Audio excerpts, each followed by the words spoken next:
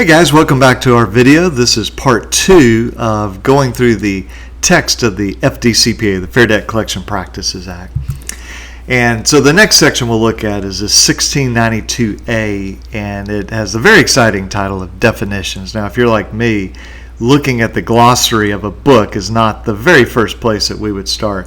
But here it actually makes sense, because to know whether a debt is covered by the FDCPA, whether a person who says that they've been abused is covered, or whether a company that is allegedly abusing somebody is covered under the FDCPA, we have to look at the definition. So let's look here at the first four, and the very first one is not really important for us, but number 2 is communication means the conveying of information regarding a debt directly or indirectly to any person through any medium. So a lot of times we'll sue a debt collector and they'll say, well, we didn't really communicate. We just told the credit bureaus that you owed this debt. Well, that's communicating. You're conveying information about the debt. Or they'll say, well, we just sent you a text. That wasn't communication. Yeah, that's any person through any medium. Or they say, well, we just called your neighbor. We didn't, tell them directly about the debt. Yeah, but indirectly you did. And so communication is important because Congress made this very broad to say any person through any medium. And number 3 is really critical. The term consumer means any natural person, so we're talking about a human being here, obligated or allegedly obligated to pay any debt. So what does that mean? Well, it makes sense if I owe $1,000 to Capital One and a debt collector starts calling me. Well, then I would be a consumer because I owe the debt. I'm a natural person, and I'm dealing with the debt collector. But what if I do not owe the money, but that same debt collector calls me and says, hey, John Watts, you owe this money. And I go, I do not owe this money. And truthfully, I don't owe it. Well, see, a lot of times when we've been in cases, the debt collector will say, well, it turns out, John, that your client is actually innocent. They don't owe this debt, because a lot of people we represent do not actually owe the debt. So therefore, the FDCPA does not apply. That's absolutely false. Because if the debt collector says you owe the debt, then you're a consumer. So we go back to the definition. Any natural person obligated or allegedly obligated to pay any debt. And then the last term on this screen is, just tell us what a creditor is. So creditor is basically somebody that extends the credit here, or extends the debt or the service. Now, subsection 5 is really important because it tells us what a debt is. Remember, that definition of a consumer is any natural person obligated or allegedly obligated to pay any debt. We have communication regarding a debt.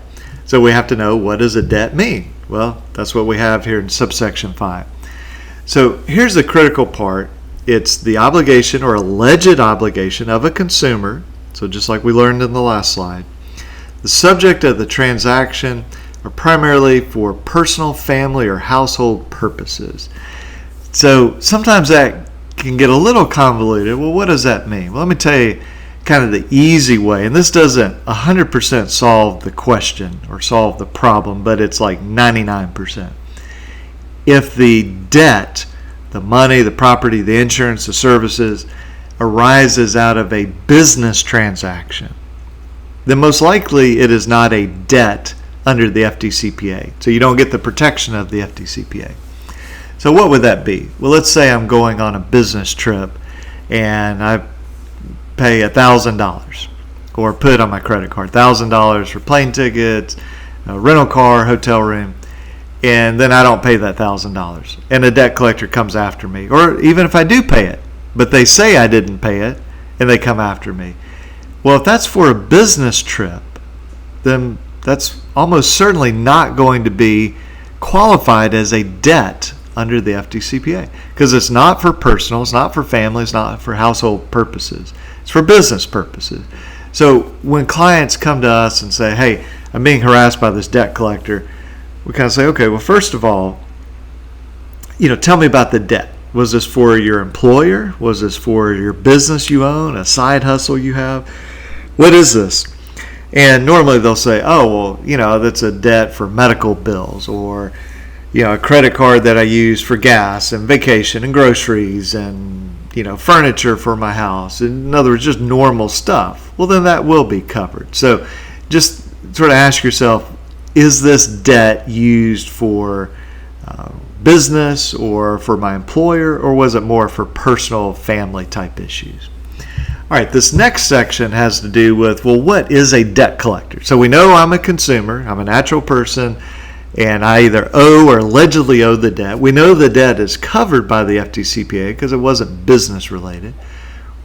But how do I know if the company that's collecting the debt is a, quote, debt collector under the law? Well, this tells me. So somebody uses any instrumentality of interstate commerce or the mails in any business, the principal purpose of which is the collection of any debts, or who regularly collects or attempts to collect directly or indirectly debts owed or due or asserted to be owed or due another. That's kind of a lot of words, but basically it's saying, look, if you're trying to collect a debt and you're using the telephone, you're using the mail, you're using credit reporting, you're sending text messages, whatever it is, you're affecting, quote, interstate commerce, then you're going to be a debt collector. And we also know from case law and from other parts of the statute that if you are a debt buyer and you go out and buy a debt, even though you might say, well, I'm collecting the debt for myself, not for another. No, you're still considered a debt collector. Now, we're not talking about a major creditor, like say Capital One buys some debt that maybe was HSBC debt, and now they have it. Well, typically they're not going to be considered a, quote, debt collector because that's not their principal purpose, is buying debts. But these debt buyers that file lawsuits, these debt buyers that buy up old debt and then send it out for collection, those are almost always going to be considered debt collectors. And then the rest of this, subsection 6, is going to give us sort of exclusion. So you might qualify under the first part of this, but then notice here at the bottom of the screen, the term does not include, and then we have some sections here, and I had to break these up on multiple slides. But letter A is just, look, it's not going to be an agent or an officer or an employee of a creditor. Okay, so we're not talking about, Sally at the gas company is calling because I'm late on my gas bill. She's not suddenly a debt collector. Okay, now how about subsection B?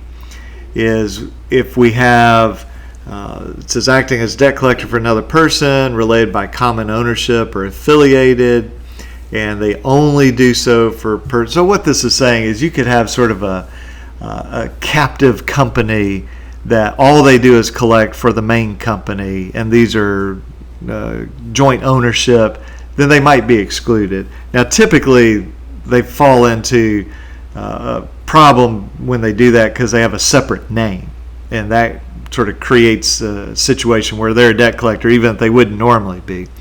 And then subsection C, we're not talking about government officials here. D, if you're serving legal process, serving a lawsuit, and that's all you're doing, that does not mean that you're a debt collector. Or E is like you get credit counseling, you're not going to be a debt collector.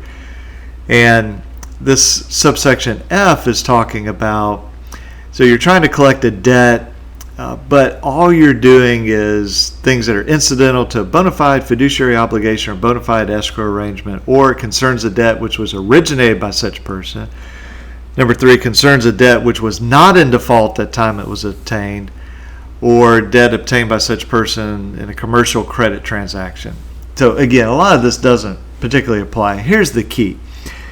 Whoever we say is a debt collector, we need to show that when they first got that debt, that the debt was in default, or at least allegedly in default. And then they're typically going to be a debt collector if this is a major part of their business.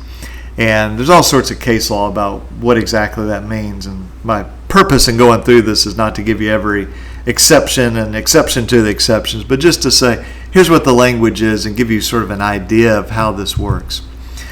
And then we have these last two, and I'll actually jump to number 8 because it's not really important. It just tells us what a state means, and that can be District of Columbia, Puerto Rico. But look at 7. This is really important.